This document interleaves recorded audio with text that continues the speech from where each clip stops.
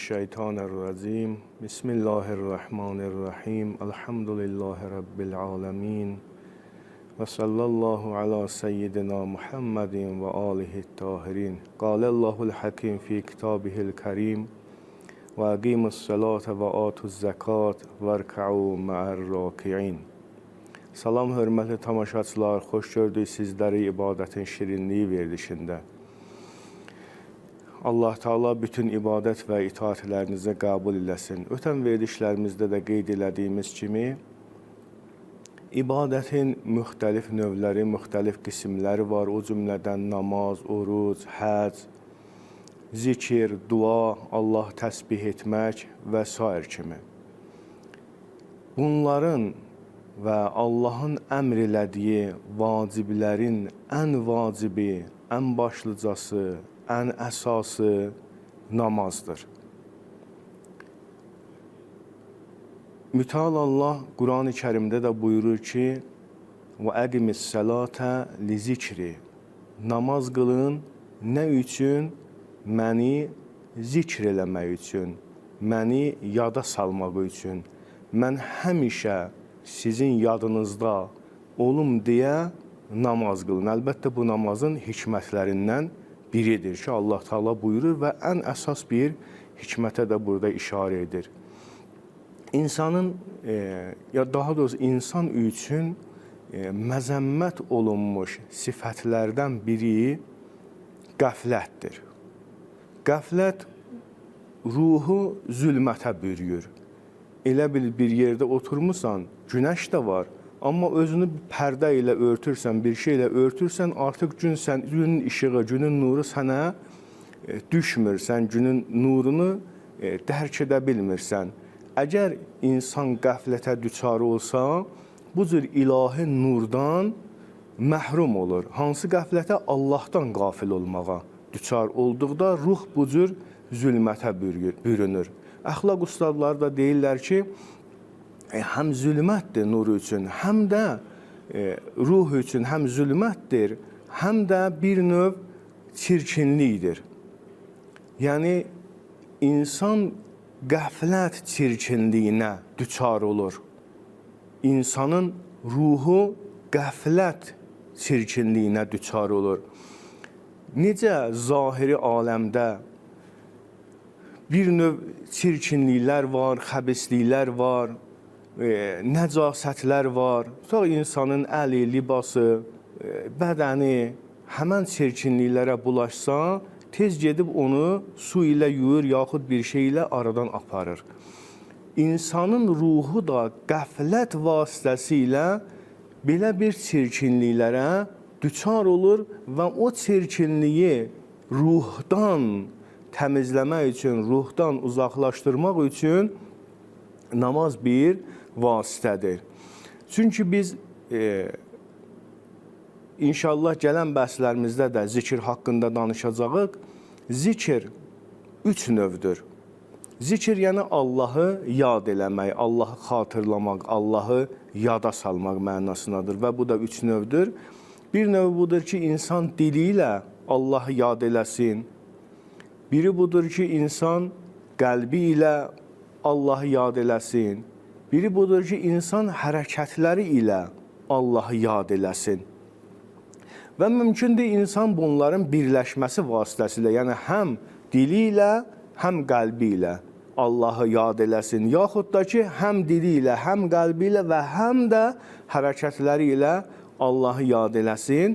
Və bu namazda bunların hər üçü birləşibdir. Yəni, məsələn, insan rüku halında, necə ki, başlanğıcda bu ayədə işarə elədik, və əqimus sələtə və atuz zəkatə və rka'u ma'ar-raki'in, namaz qılın, zəkat verin və rüku edənlərlə rüku edin. Məsələn, rükuda namazın bir halıdır, rüku halında biz görürük ki, həm dilimizlə Allaha zikr edirik, həm qəlbimizlə Allaha diqqətimiz var, həm də əməlimizlə, öz hərəkətimizlə Allahı yada salırıq. Yaxud səzdədə o cür, yaxud qunutda əlimizi açırıq Allaha həm dilimizlə, həm qəlbimizlə, həm də öz əməlimizlə, o qunut tutmağımızla Allahı yada salırıq.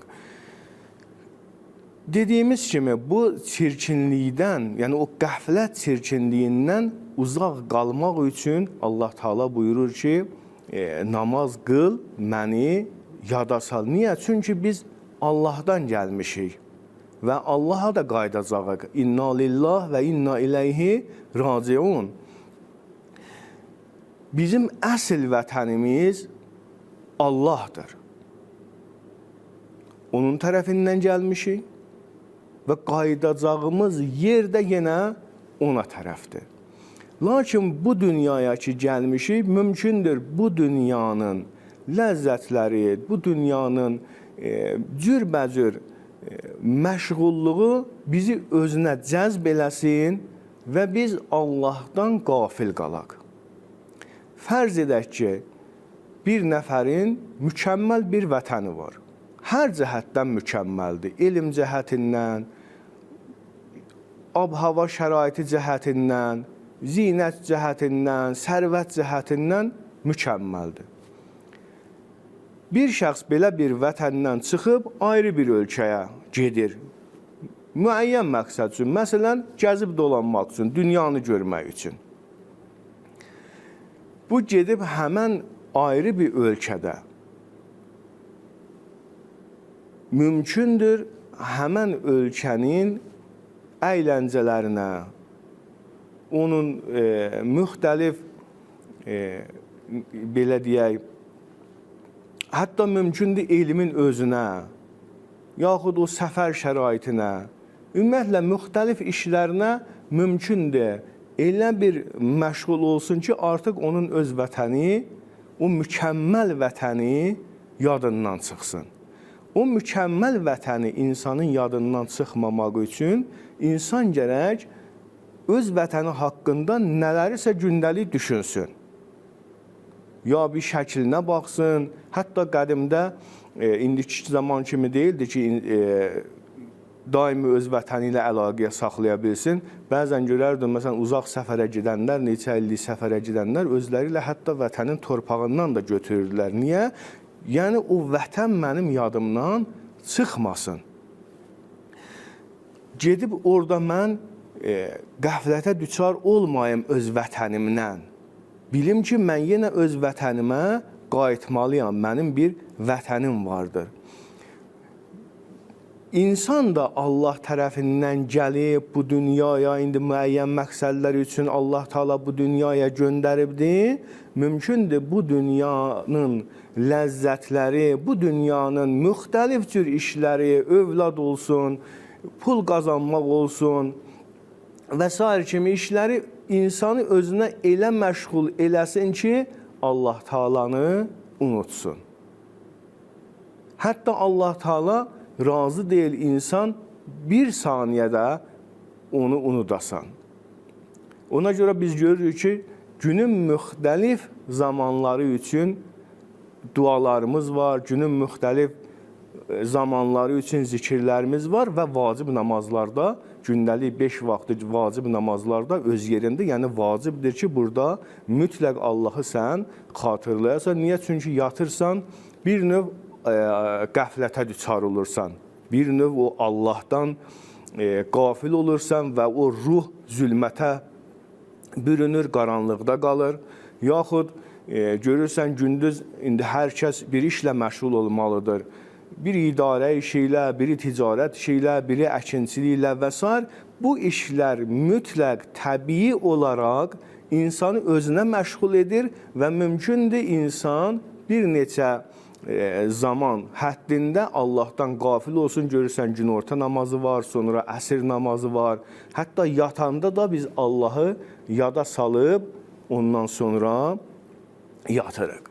Bəs bu namazın hikmətlərindən biri bunun üçündür ki, biz haradan gəldiyimizi unutmayaq və bilək ki, dünyada biz müvəqqəti və yenə Allaha tərəf qayıtmalıyıq.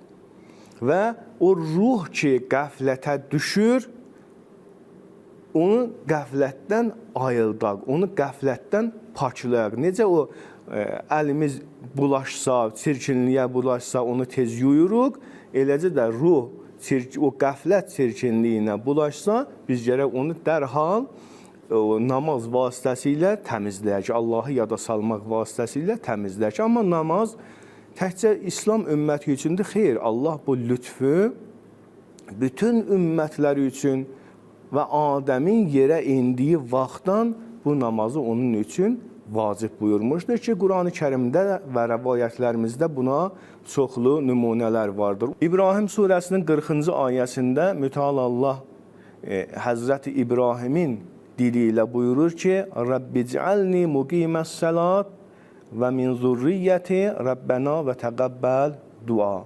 İlahi, məni və mənim övladlarımı, mənim nəslimi namaz qılanlardan qərar ver. Və ey mənim Rəbbim, mənim duamı qəbul elə. Yəni, görür ki, Həzrəti İbrahim üçün də o namaz vacib olub ki, Həzrəti İbrahim Allahdan bu istəyi istəyir ki, ilahi, məni o namaz ki deyibsən, o sənin zikrin ki var, səni yada salmaq ki var, məni onu yerinə yetirənlərdən qərar ver. Yaxud Məryəm surəsinin 55-ci ayəsində Quran-ı Kərim buyurur ki, və kana ya'muru əhlə bis-salat və zəkat və kana ində rəbbihi mərdiyya. İbrahim peyğəmbər, üzr istəyirəm, İsmail peyğəmbər. Bu İsmail peyğəmbər ya Həzrəti İbrahimin oğlu İsmaildir, ya da ondan ayrı bir peyğəmbərdir ki, onun bundan qabaqki ayədə, yəni 54, Məryəm surəsinin 54-cü ayəsində onu sadiqul vəd, yəni öz vədində doğru bir peyğəmbər adlandırır, doğru bir şəxs adlandırır. Bunların ikisinin ya Həzrət İbrahimin oğlu İsmaildir, ya ayrı bir İsmail adında peyğəmbərdir ki, Quran buyurur ki, İsmail öz ümmətinə namaz qılmağı, zəkat verməyi əmr edirdi və o Rəbbinin razılığını qazanmışdı. Görürük ki, digər ümmətlərdə də namazın vacib olmağı vardır. Yaxud Yunus surəsində mütəal Allah buyurur ki, biz Musaya və qardaşına, yəni Haruna belə vəhy etdik ki, qövmünüz üçün, yəni öz ümmətiniz üçün Misirdə evlər hazırlayın və evlərinizi namazgah edin. Evlərinizi namaz qılınan yer, ibadətgah qərar verin və namazınızı doğru qılın. Baxın, görür ki, Həzrəti Musa və Harun ki, Firona Allaha dəvət edirdilər. Bəni İsraillə Firon arasında ixtilaflar var idi və Firon onlar üçün çox çətin tuturdu, onlar üçün zülm edirdi və Həzrəti Musanın Fironu Allaha dəvət eləməsindən sonra bu zülm Firon tərəfindən daha da şiddətləndi. Hətta çoxları ibadətgaha da gedə bilmirdilər. Amma Allah Taala buyurur ki, əgər ibadətgaha gedə bilmirsinizsə, yenə namazı tərk eləməyə haqqınız yoxdur və öz evlərinizdə, o gizlin şəkildə də olsa, yenə namazınızı qılın. Yaxud, məsələn, Həzrəti İsa barəsində var, Həzrəti Şeyb barəsində var, Həzrəti Loğmanın öz oğluna vəsiyyəti barəsində var. Mən bir ayədə işarə edim və bununla verilişimizin vaxtı sona çatır. Ənbiya surəsinin 73-cü ayəsində mütəal Allah buyurur ki, biz bütün peyğəmbərlərə 3 şeyi əmr eləmişik. Birincisi, yaxşı işlər görməyi, ikincisi, namaz qılmağı, üçüncüsü, zəkat verməyi.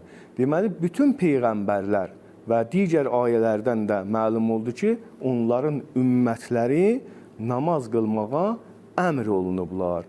Bu, ibadətlərin ən başlıcası olan namaz və özü də nə üçün? Allahı zikr eləmək üçün. Belə bir ibadət bizim üçün vacib olubdur. İnşallah gələn verilişlərimizdə də yenə bu mövzunun davamı olacaq və namazın əhəmiyyətinə diqqət yetirəcək. Vəssalamu aleykum və rəhmətullahi və bərəkatuhu.